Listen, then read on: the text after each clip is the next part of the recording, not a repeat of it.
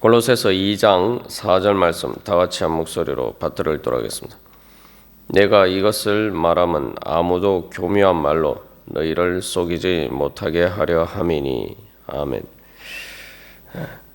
우리가 이 교묘한 말에 속지 않고 하나님의 복음의 진리를 깨달아 알고 예수 그리스도 안에 감추어진 지혜와 지식의 모든 보화의 그 은혜를 얻기 위해서는 우리가 믿는 복음의 진리에 대한 그 자부심이 있어야 됩니다.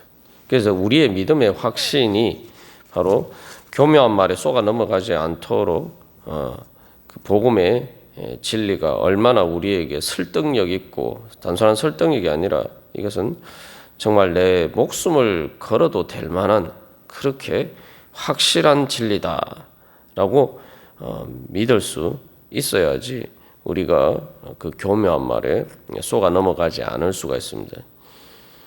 그래서 이 5절 말씀에서도 우리가 또 살펴보겠습니다만, 사도 바울이 골로새 교회 교인들의 그리스도를 믿는 너희 믿음이 굳건한 것을 기쁘게 본다라고 이야기하는데, 우리의 믿음이 바로 교묘한 말에 속지 않도록 굳건해져야지 우리가 하나님이 주시는 은혜를 받고, 또한 하나님께서 주시는 그 축복의 진리의 길을 갈 수가 있습니다. 그래서 이 교묘한 말과 대비해서 사용되는 말이 바로 성령의 나타나심입니다. 고린도전서 2장 4절 어제 나누었습니다만, 사도 바울이 내 말과 내 전도함이 설득력 있는 지혜의 말로 하지 아니하고 다만 성령의 나타나심과 능력으로 하여라고 이야기하는데,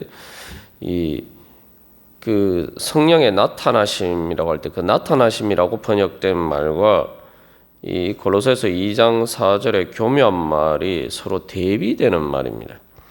그래서 이 그리스 철학에서 플라톤이라는 사람이 지은 그 책에 보면은 소크라테스와 그의 대화가 나오는데, 거기에서 이제 바로 기하학, 이제 수학이죠. 수학에서 이제 기하학을 이야기를 할 때에 그 기하학을 여기서는 교묘한 말로 번역되었습니다만, 그냥 그럴듯한 말, 또 이렇게도 이제 번역을 할 수가 있습니다.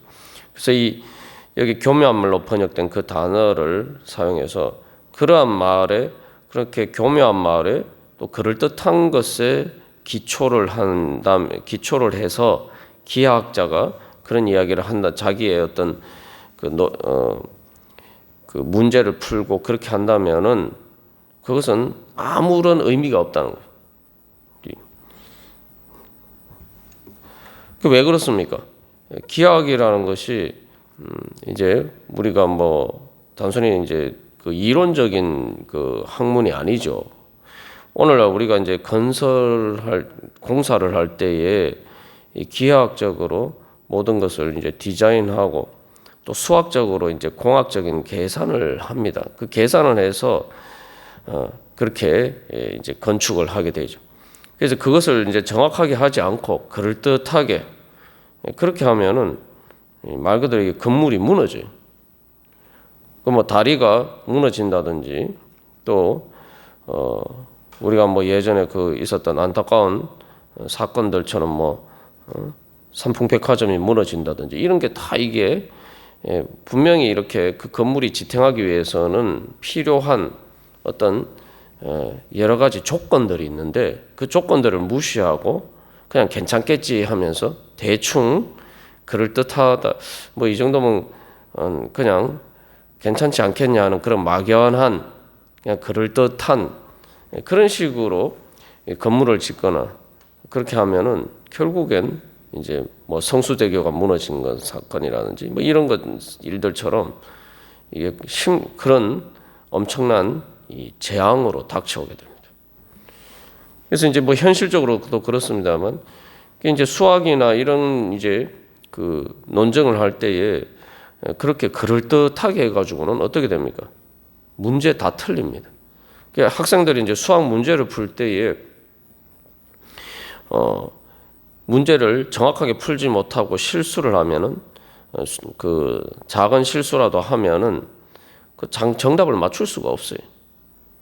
예, 그래서 뭐 실수해서 틀렸다 이렇게 이야기하는데 실수하면은 그럴듯하게 대충 이렇게 맞추면 절대 답을 맞출 수 없는 게 수학이란 말이죠. 이제. 그래서 이제 그리스 철학에서는 이 교묘한 말은 기하학자에게는 아무런 의미가 없다는 거예요.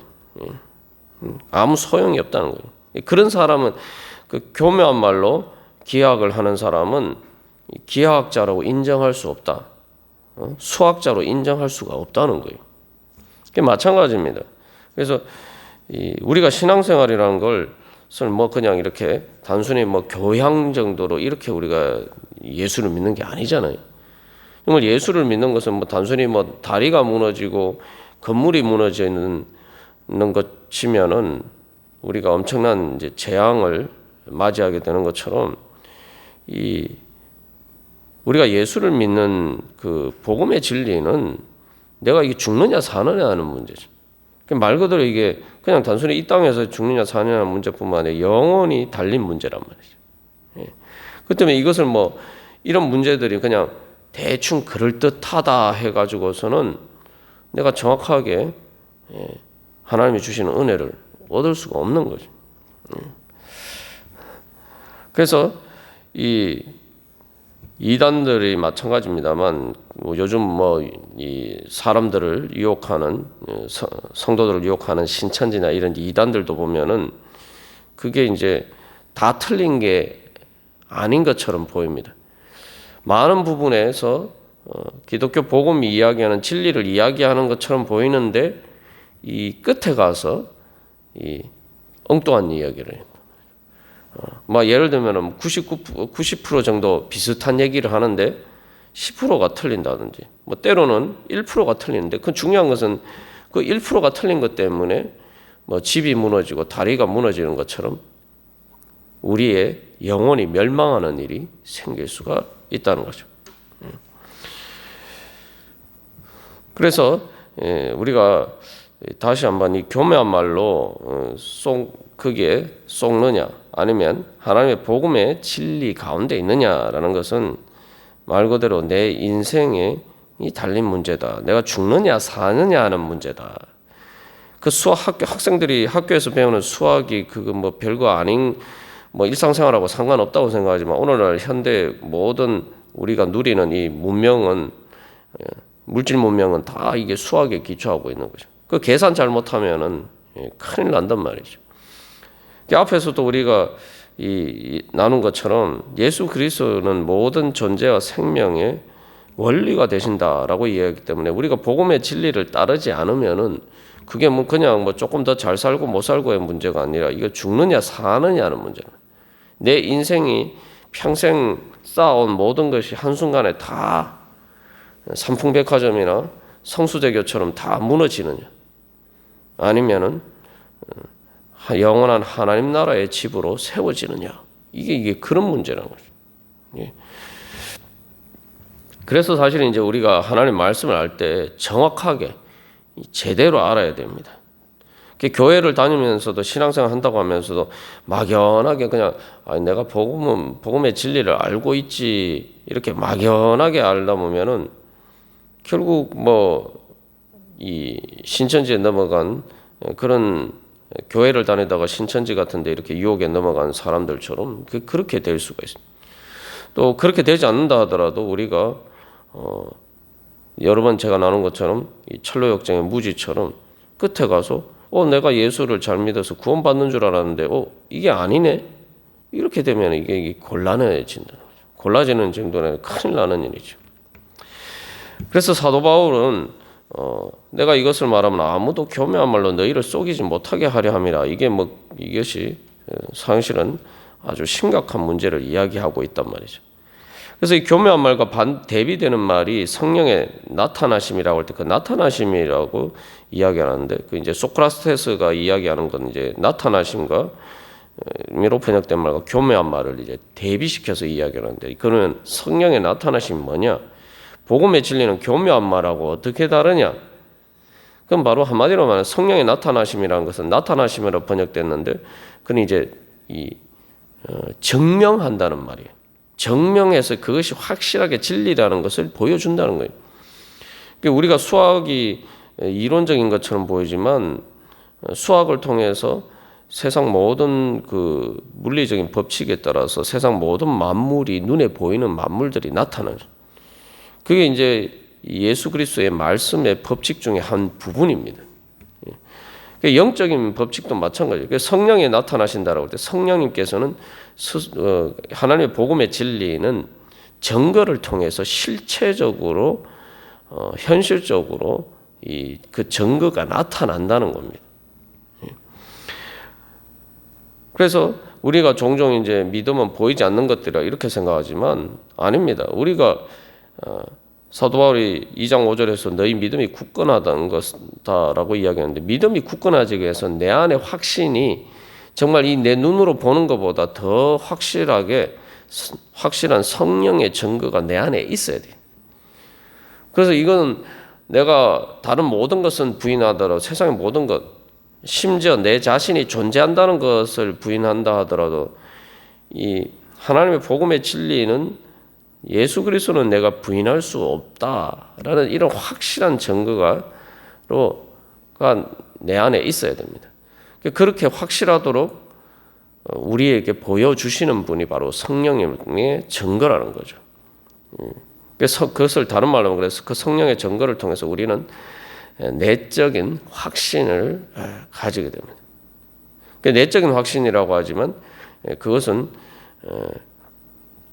우리의 그 내 마음이 존재하는, 그 내가 마음이 생각하는 것이 생각하는 내가 존재하는 것보다 더 확실한 그러한 내적인 증거를 가진 거죠. 그렇게 되면 우리가 예수님을 위해서 내 목숨을 걸 수도 있는 거죠.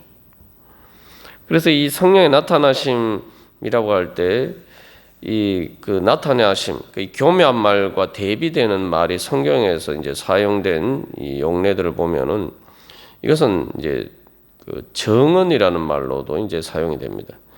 이제 어떤 소송이 있을 때에 우리가 오늘날도 뭐 재판을 할 때에 그 증거가 없으면은 재판에서 이길 수가 없어요. 그냥 말로 우리가 그걸 흔히 심증이라고 이야기하는데, 우리가 이제 추측해 봤을 때 그럴듯하다, 그렇게 그럴듯한 것만 가지고는 절대 재판에서 이길 수가 없습니다.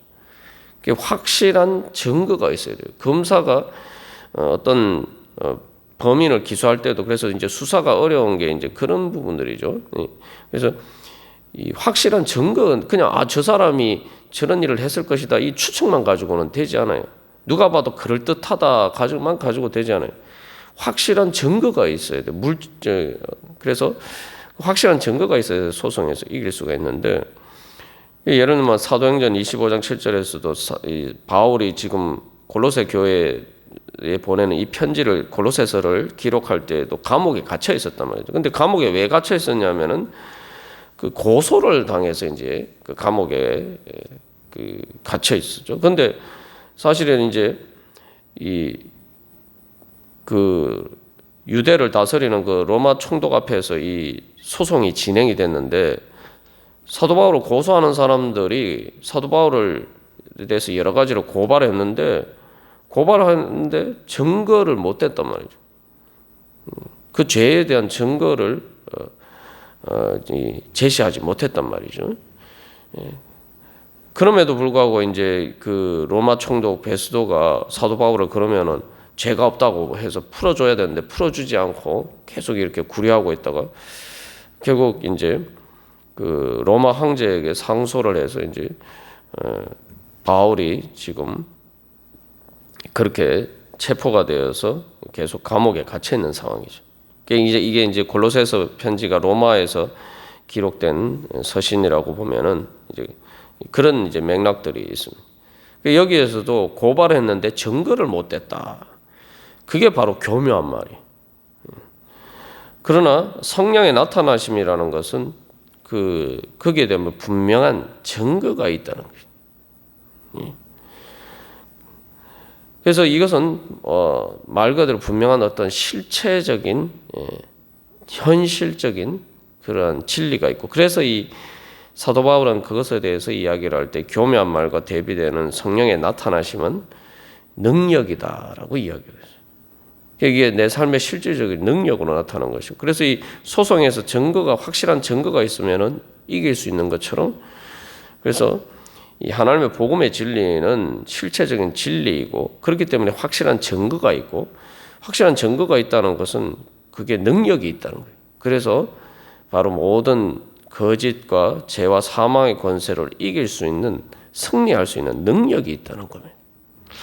그래서 우리가 오늘도 이 주님 앞에 또 기도하면서 나아갈 때에, 또 우리가 복음의 진리를 믿는 믿음으로 살 때에, 내가 믿는 이 복음의 진리가, 주님께서 나에게 주신 이 말씀의 약속은 그냥 그럴듯한 게 아니라, 이것은 사도 바울이 이야기하는 것처럼, 그 소크라테스가 이야기한 것처럼 수학과 같은, 오히려 수학보다 더 수학적인 어떤 증거나 논증보다 더 확실한 진리다.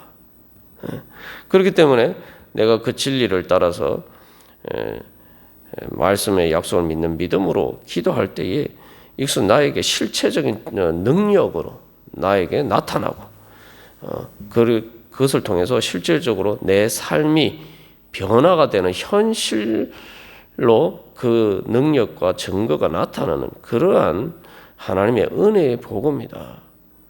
그래서 내가 진짜로 죄와 사망의 권세를 이길 수 있는, 승리하게 하여는 그 실체적인 능력이다.